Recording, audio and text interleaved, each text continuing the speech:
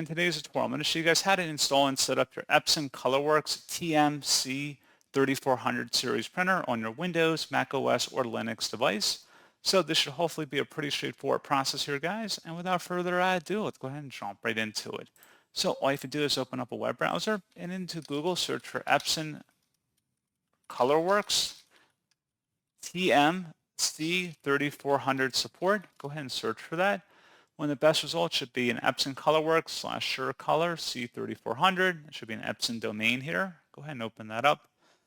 And now that we are here, just select the operating system drop-down and select your Windows or Mac OS or Linux version, and then go. Scrolling down, expand the driver section and select the print driver. Open up that file once it's on your system. It should be a verified publisher from Epson. Select yes, and then just proceed with the on-screen wizard of getting your printer configured for your whatever your device preferences may be. And that's all you have to do.